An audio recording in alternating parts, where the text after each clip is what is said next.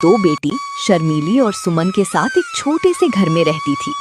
बबीता के पति का कुछ समय पहले ही इंतकाल हो गया था, इसलिए बबीता सोचती है कि उसकी बेटियों की शादी जितनी जल्दी हो जाए उतना ही बेहतर है।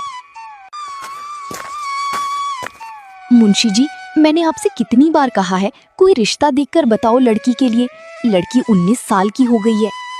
भाभी जी, मैंने बहुत जगह बात की, लेकिन हर कोई दहेज मांगता है, कोई कुछ मांगता है तो कोई कुछ मांगता है।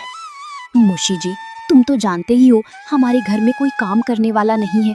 मैं जो दूसरों के घरों में काम करके पैसा कमाती हूँ, उससे तो बस घर का खर्चा ही चल पाता है।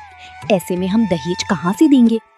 भाभी जी, एक रिश्ता है, लेकिन आदमी की उम्र लगभग 50 साल है। उसकी पहली पत्नी मर चुकी है, पहली पत्नी से 2 बच्चे भी हैं, लेकिन आदमी मालदार है। तुम्हारी बेटी को कोई परेशानी नहीं होगी। लेकिन मुंशी जी, उम्र बहुत ज्यादा है, लोग देखेंगे तो क्या कहेंगे? लोगों का काम तो कहना ही है। अगर अच्छे घर में करोगी तो दहेज देना ही पड़ेगा। आजकल कोई भी आदमी बगैर दहेज की शादी नहीं करता है, और तुम्हारे पास तो खुद के खर्चे के लिए भी पैसे नहीं है। ऐसे में दहेज कहाँ से दोगी? तुम सही कह रहे हो मुंशी जी, हमारे पास तो फूटी कौड़ी भी नहीं है। तुम बात करके लड़की की शादी करवा दो। कुछ ही दिनों में शर्मीली का विवाह हो गया। जिस आदमी से विवाह हुआ था उसका नाम था अशोक। अशोक एक सरकारी कर्मचारी था। अशोक के 2 लड़के थे, आकाश और सुमित, और एक विधवा बहन भी थी जो घर की मालकिन थी। उनका नाम रूपाली था। आकाश अपनी माँ के लिए बाजार से कुछ ठंडी चीजें ले आ। गर्मी बहुत हो रही है। उतने में ही अशोक आ जाता है। उसके हाथ में कुछ सामान था।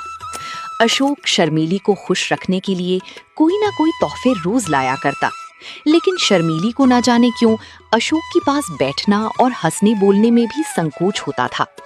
इसका कारण ये था कि अब तक ऐसा ही एक आदमी उसका पिता था, जिसके सामने सिर झुकाकर देह चुराकर निकलती थी। अब उनकी अवस्था का एक आदमी उसका पति था। वो उसे प्रेम की वस्तु नहीं, सम्मान की वस्तु समझती थी। उनसे भागती फिरती थी, अशोक के सामने आते हुए शर्माती थी। अरे भाग्यवान, तुम मुझे देखकर ऐसे भागती हो जैसे मैं कोई खौफनाक जानवर हूं। अरे मैं तुम्हारा पति हूं। अगर तुम ऐसे ही शर्माती रही तो घर कैसे चलेगा? तुम अब इस घर की मालकिन हो, जो मन में आए वो करो। अशोक अपनी बहन रूपाली को बुलाता है और उससे घर की चाबी लेकर शर्मीली को घर की खजांची बना देता है। रूपाली, अब से तुम कुछ भी काम नहीं करोगी। जिस भी चीज की जरूरत हो शर्मीली को बोल दिया करो। और शर्मीली, तुम रूपाली का ध्यान रखना। बेचारी सारा दिन परेशान सी रहती है। घर में जिस चीज की भी उसे जरूरत हो उससे मंगा लिया करो। मैं हर महीने की तनख्वाह तुम्हें दे दिया करूंगा, क्योंकि घर के सारे खर्चे अब तुम्हें ही उठाने हैं। अशोक पूरे महीने की कमाई शर्मीली को दे देता है। उनका ख्याल था कि शर्मीली इन रुपयों को देखकर फूली नहीं समाएगी। उधर अशोक की बहन रूपाली मोहल्ले की औरतों से शर्मीली की खूब चुगली करती है। अरे जब से आई है मालकिन बनी बैठी है, एक एक पैसे का हिसाब लिखती है। मैं कभी अपनी जरूरत के लिए थोड़े बहुत पैसे मांग लेती हूँ तो टाल मटोल करती रहती है, फिर कहीं 3-4 बार कहने पे ही पैसे देती है। बहन, तेरे भाई को भी जब बुढ़ापे में इस जवान लड़की से शादी करने की पड़ी थी, कोई मेल भी तो हो। देखने में उनकी बेटी लगती है। अपनी शादी ना करके अशोक की शादी कर लेता तो सही रहता। अरे चल बहन, मैं चलती हूँ। पता नहीं निगोड़ी घर में क्या कर रही होगी। बच्चे स्कूल से आने ही वाले होंगे। चल के देखती हूँ खाना बनाया है कि नहीं, कहीं बच्चे भूखे तो नहीं बैठे रहे। रूपाली उस दिन से शर्मीली से जलने लगी थी जब से अशोक ने उसे घर का खजांची बना दिया था। रूपाली हर वक्त शर्मीली को अच्छी बुरी सुनाती थी और उस पर नई नई आरोप लगाती थी।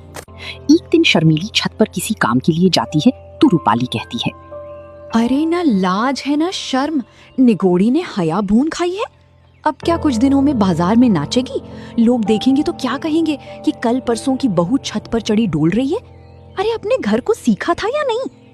दीदी, मैं कपड़े लेने गई थी। आंधी बहुत तेज आ रही थी, कपड़े कहीं उड़ ना जाएं, इसलिए मैं चली गई थी।